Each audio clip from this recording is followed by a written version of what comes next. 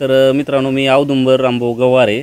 तर सोशल मीडियावर मी 4 वर्षाखाली आलेलो.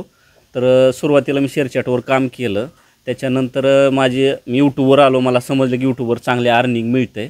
तर आम्ही यूट्यूबवर 4 वर्षापासून काम करतो आहे. तर 2 वर्षापासून मला खूप असा चांगला 2-3 वर्षापासून छान रिस्पॉन्स मिळतो आहे, चांगली अर्निंग मिळते. आणि दुसरी गोष्ट म्हणजे हे स्वतः जे घर दिसतं हे पण माझं यूट्यूबच्या जीवावर झालेलं आहे. आणि दुसरी गोष्ट म्हणजे अजून मी 3 येणे फ्लॅट पण घेतलेले आहेत. हे फक्त यूट्यूबमुळेच माझं स्वप्न पूर्ण झालेलं आहे. मी बाहेर जर कुठं कामाला असतो तर लय झालं मला 10-15 हजार आणि घराचं स्वप्न माझ्या मनात पण आलं नसतं.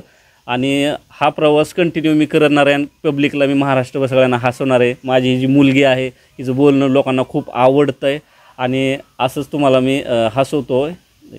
तर आम्ही जे व्हिडिओ बनवतो आहे हे एकदम साधारण आणि सायलेंटमध्ये बनवतो आहे.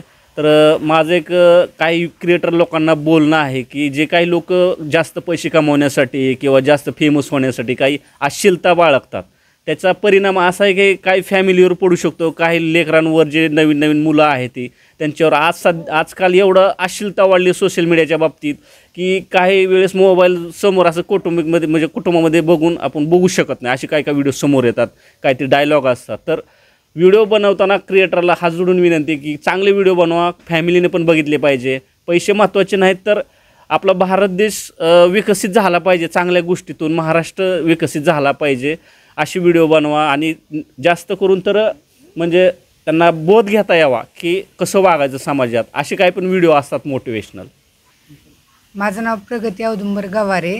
तर आम्ही टेंभुर्णी शहरात राहतो आणि आम्ही व्हिडिओ बनवतो ह्याला 4 ते 5 वर्ष झालं.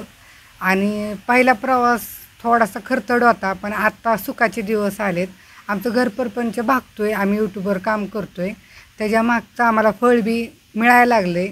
एक 2 ते 3% फळ आम्हाला आत्ताशी चालू झालं आहे. महिलांना आव्हान करण म्हणजे की लेडीज लोक जे व्हिडिओ बनवतात ते त्यांनी चापून चुपून व्हिडिओ बनवले पाहिजेत. कारण की आत्ता सध्या एवढं दिवसमान बेकार आहेत. कारण की पोरी आहेत, पोरींना तर बाहेर वागणंसुद्धा मुश्किल झालं आहे. विश्वास पोरींना कुणावर ठेवणंसुद्धा मुश्किल आहे.